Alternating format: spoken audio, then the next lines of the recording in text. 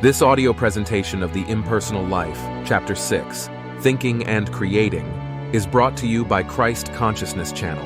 Copyright 2023. All rights reserved.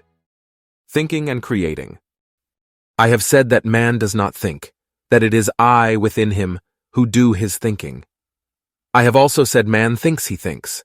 As this is an apparent contradiction, I must show you that man ordinarily does not think, any more than he does anything else he supposes he does. For I, within him, do all that he does, but I necessarily do it through his organism, through his personality, his body, mind, and soul.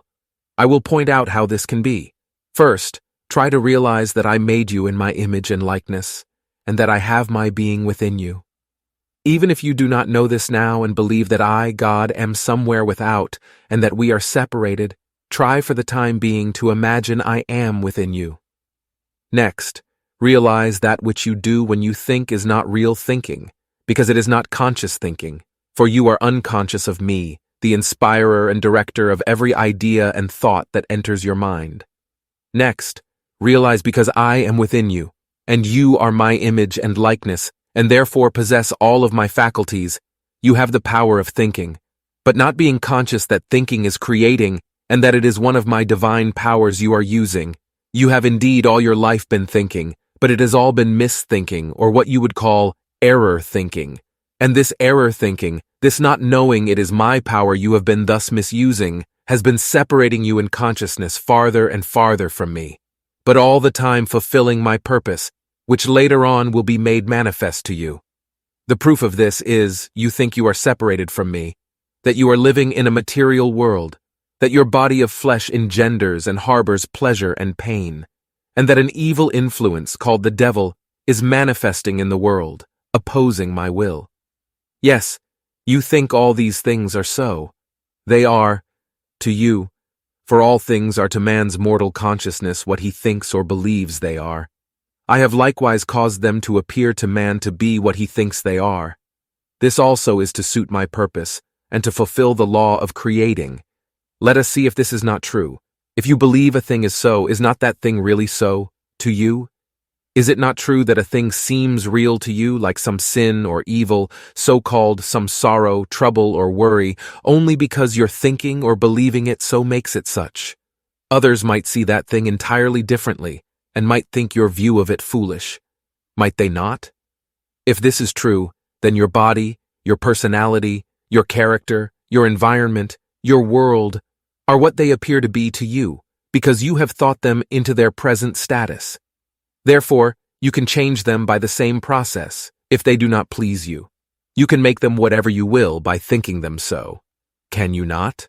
But how can one do real thinking, conscious thinking, so as to bring about this change, you ask? First know that I, your real self, purposely brought to your attention these things which now are displeasing, and which cause you to think them as being what they now seem to be to you. I, and I alone, am thus preparing your human mind so that, when you turn within to me in abiding faith and trust, I can enable you to see and bring into outer manifestation the reality of these things which now seem so unsatisfactory. For I bring to you everything that, by its outer seeming, can attract or lure your human mind onward in its earthly search, in order to teach you of the illusoriness of all outer appearance of material things to the human mind, and of the fallibility of all human understanding, so that you will turn finally within to me and my wisdom, as the one and only interpreter and guide. When you have turned thus within to me, I will open your eyes and cause you to see that the only way you can ever bring about this change in thinking is by first changing your attitude toward all these things you now think are not what they ought to be. That is, if they are unsatisfactory or obnoxious to you and affect you so as to cause you discomfort of body or disturbance of mind, why stop thinking that they can so affect or disturb you? For who is the master? Your body, your mind, or you, the I am within. Then why not show you are master, by thinking the true things the I am of you within wishes you to think? It is only by your thinking these other things, by allowing these inharmonious thoughts to enter your mind, and by so doing, giving them the power so to affect or disturb you, that they have any such influence over you. When you stop thinking into them this power and turn within to me and allow me to direct your thinking, they will at once disappear from your consciousness and dissolve into the nothingness from which you created them by your thinking. When you are willing to do this, then and then only are you ready to receive truth and, by proper conscious thinking directed by me, to create the true and permanent things I within wish you to create. Then, when you can thus distinguish the true from the false, the real from the seeming, your conscious thinking will be as potent to create all things you desire, as has been your unconsciousness thinking in the past, in creating those things you once desired, but now find obnoxious. For it was by your unconscious thinking, or thinking unconscious of the control your desires exercised over your creative power, that your world and your life are now what you sometime in the past desired them to be.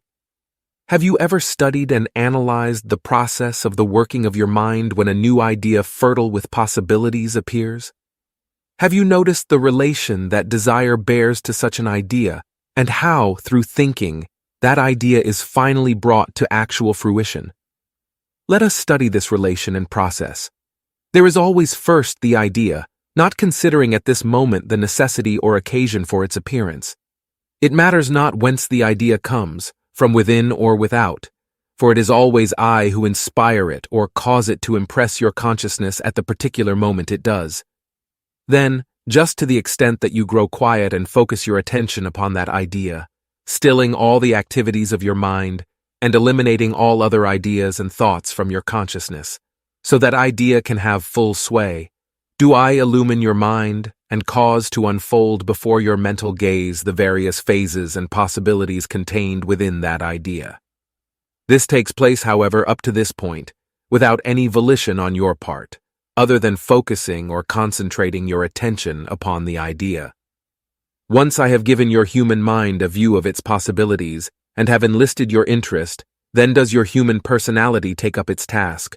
For as I created and inspired the idea in your mind, so did I cause that idea to fructify therein and give birth to desire. Desire to bring into outer manifestation all the possibilities of the idea. Desire thus becoming the mortal agent of my will and supplying the motive power, just as the human personality is the mortal instrument used to confine and focus that power.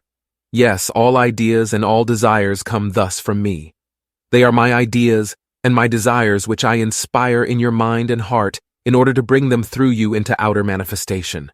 You have no ideas of your own, and could not possibly have a desire that came from other than me, for I am all there is. Therefore all desires are good, and when thus understood unfailingly, come into speedy and complete fulfillment. You may wrongly interpret my desires, my urges from within, and seek to use them for your own selfish purpose, but even while permitting this, they still fulfill my purpose. For it is only by letting you misuse my gifts, and by the suffering such misuse brings, that I can make you into the clean and selfless channel I require for the perfect expression of my ideas. We have then, first the idea in the mind, then the desire to bring the idea into outer manifestation. So much for the relation, now for the process of realization. In accordance with the definiteness with which the picture of the idea is held in the mind and the extent to which the idea possesses the personality, does its creative power, impelled by desire, proceed with its work. This it does by compelling the mortal mind to think out or to imagine, image in, or in other words, to build mental forms into which I can pour, as into a vacuum, the impersonal, elemental, vital substance of the idea. When the word is spoken, either silently or audibly, consciously or unconsciously, this substance at once begins to materialize itself, by first directing and controlling the consciousness and all the activities of both mind and body, and of all minds and all bodies connected with or related to the idea. For remember, all consciousness and all minds and all bodies are mine, and are not separated but are one, and wholly impersonal. And then so attracting, directing, shaping, and molding conditions, things and events that sooner or later the idea actually comes forth into definite, tangible manifestation. So it is that everything, every condition, every event that ever transpired was first an idea in the mind. It was by desiring, by thinking, and by speaking forth the word that these ideas came into visible manifestation. Think this out and prove it for yourself. This you can do, if you will, by taking any idea that comes and following it out through the above process to realization, or by tracing back any feat you have accomplished, any picture you have painted, any machine you have invented, or any particular thing or condition now existing, to the idea from which it sprang. This is the plan and process of all true thinking, and therefore of all creation. Listen, you have now and always have had, through this power of thinking, dominion over all the kingdoms of the earth. If you but know it, you have now this moment only to think and speak the word, realizing your power, and that I, God, your omniscient, omnipresent, omnipotent self, will bring about the results, and the waiting consciousness of the invisible cells of all matter upon which your will and attention become focused, which waiting consciousness is my consciousness, remember, will begin immediately to obey, and do exactly according to the image or plans you have prepared by you thinking. For all things are made by the Word, and without the Word was not anything made that was made. When you can once realize this and can know that I am consciousness within you, is one with the consciousness of all animate and inanimate matter, and that its will is one with your will, which is my will, and that all your desires are my desires, then will you begin to know and feel me within, and will acknowledge the power and glory of my idea, which is eternally expressing itself impersonally through you. But it is first wholly necessary that you learn how to think, how to know your thoughts, those directed by me, from the thoughts of others, how to trace thoughts back to their source, and to banish undesirable ones at will from your consciousness, and finally, how to control and utilize your desires so that they will always serve you, instead of your being a slave to them. You have within you all possibilities, for I am there. My idea must express, and it must express through you. It will express itself perfectly, if you but let it, if you will only still your human mind, put aside all personal ideas, beliefs, and opinions, and let it flow forth. All you need to do is to turn within to me, and let me direct your thinking and your desires. Let me express whatever I will, you personally accepting and doing what I desire you to do. Then will your desires come true, your life become one grand harmony, your world a heaven, and yourself one with myself. When you have begun to realize this, and have glimpsed somewhat of its inner meaning, then you will be ready to grasp the real import of what follows,